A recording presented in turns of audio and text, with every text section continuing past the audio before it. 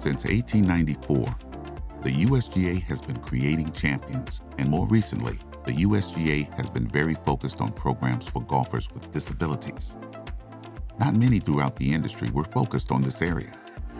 So once golf was added back into the Olympics in 2016, everyone at the USGA gained more momentum and energy around what other opportunities might exist. One being adding golf to the slate of Paralympic sports. In order to do that, however, structure to the competitive sport of golfers with disabilities needed to be in place. In 2017, the USGA announced at their annual meeting that they would create a national championship for golfers with disabilities to create an opportunity for adaptive golfers to showcase their talents.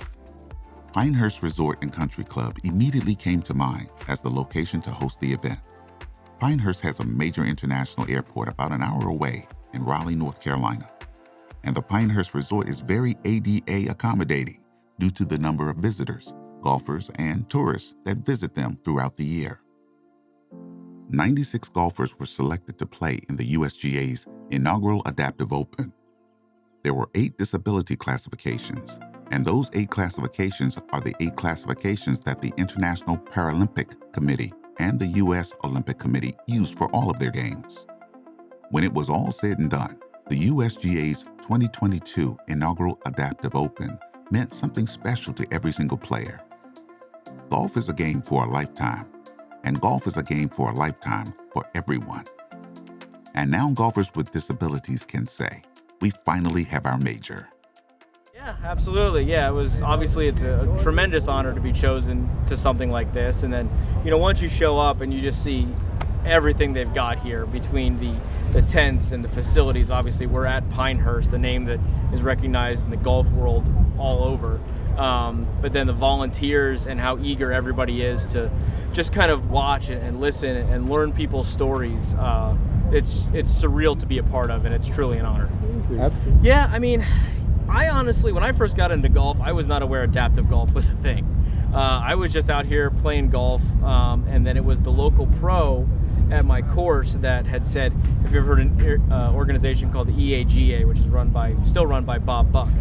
And it's the Eastern Amputee Golf Association. Of course, I hadn't, and it just so happened they had a tournament coming up in Carlisle, which is about 2 hours away from me, in a few weeks. So I went down there, and I had pretty good success early on with the EAGA stuff, and kept up with it through high school and college, and then of course after college when you're trying to figure out job, life, and career and everything. I got away from it for a while, but I came back to it pretty regularly about 5 or so years ago.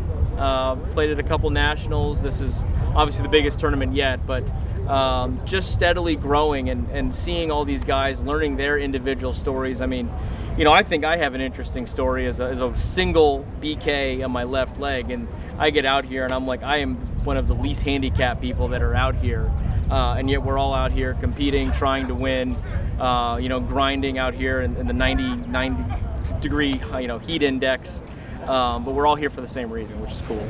Yeah, the biggest thing I would say, and it's something that I've learned over the years, is you can read all the golf magazines and watch all the videos on YouTube, and they're going to tell you to do this or that thing, and chances are that probably is good advice. But if you've got something, whether it's arm, leg, physical limitation, don't be afraid to go out there and play around with what works. If you need to play a cut and the instructor online saying here's how you hit a draw, but if you're just not able to do that or you're not comfortable doing it, play the cut until you are. There's no reason to do something that makes you uncomfortable, especially if you're having good success with it. There's a popular saying that the little boxes on the scorecard don't leave room for pictures. It's just a number you put in there. So however you go about shooting the score you got, that's your swing, and just take the time to figure it out for yourself.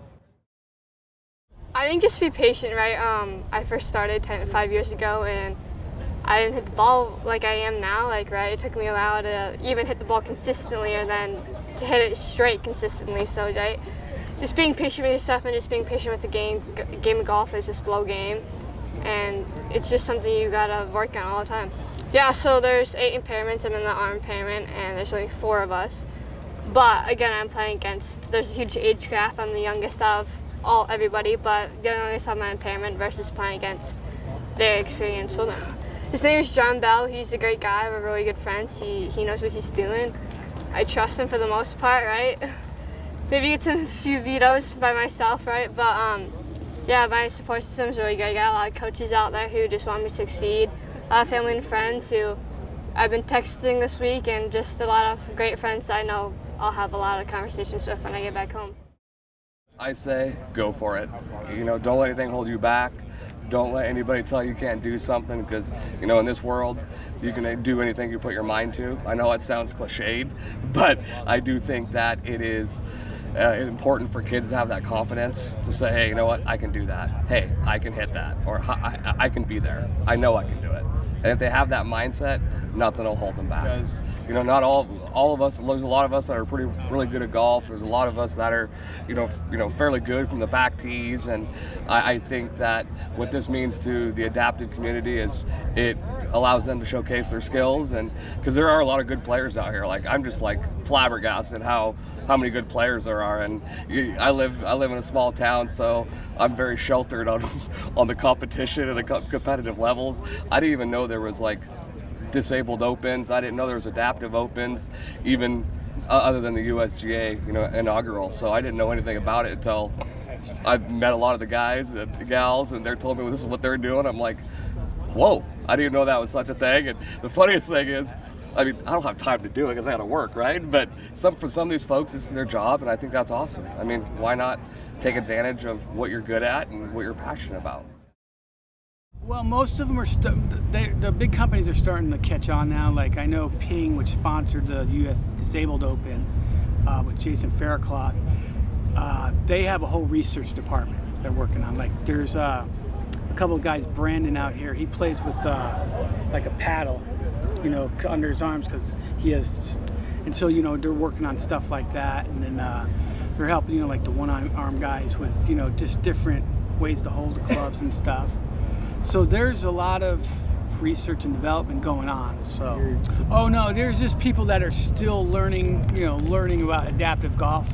And, you know, they'll see you go out there, and even Billy Fry, I don't know if you met him, but, you know, we have issues with people yelling at you, get off the course, you know, it's supposed to be golf carts on it. And then, you know, we go up there and try to educate them, you know, hey, sir, this is an adaptive golf cart. You know, it's designed to have less footprint than less pounds per square inch than your foot and stuff like that. So, you know, the main thing is you got to educate. You know, if you get in a pissing match with them, you know, all you're going to do is have a pissing match and nobody's going to get accomplished. You know, everybody's going to. So it's better off to take the high road and just go over there and introduce yourself and say, hey, sir, this is, or ma'am, that this is, you know, adaptive carts that are in the course. Let me out here.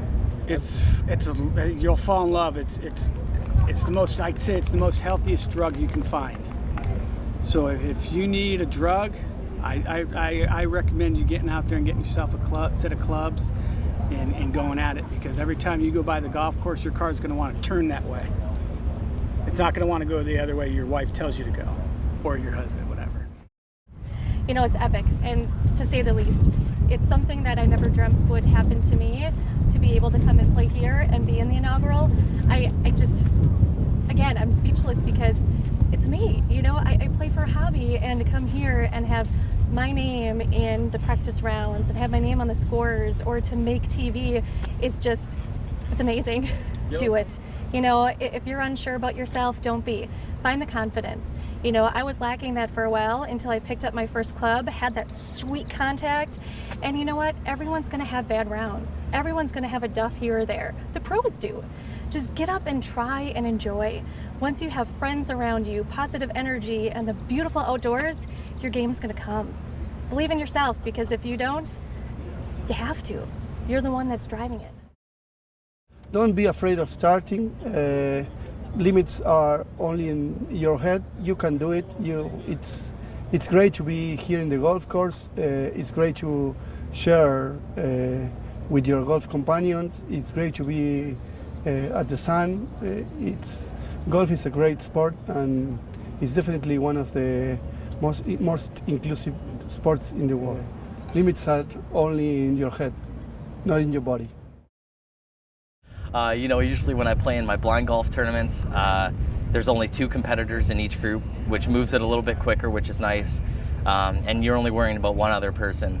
Out here in the foursomes, there's a lot of people to keep track of. I found myself a lot standing on the greens, looking around, trying to figure out where everyone was, trying not to step on their ball marker and step in their line, or kick it off the green or something. So, yeah, I guess that's probably one of the main things that was different from most tournaments and rounds that I've played in competitive golf. Yeah. Even if this championship inspires, one guy that's in a difficult position, that's maybe had an accident or struggling with something, it gives him some hope, and that's what golf does. I mean, it's probably the most inclusive sport in the world. There's not a lot of sports where if you're missing a limb, you can play and you can have a competitive game against any type of golfer, even if they top 10 in the world. So it's truly an incredible sport, and I hope that the championship does that. I hope it brings more people to the game, people that need to come to the game, that could really do with that hope, and that giving them something to kind of get out of bed in the morning. That's what golf is, and that's certainly what adaptive golf should be doing. Just keep practicing. It's great that we have this. Like, it doesn't matter what life throws at you. The US, this Open has given us all an opportunity to showcase how good we are. So, no matter what life throws at you, just keep going, and there'll be an avenue for you to play on a big stage. So yeah, it's great.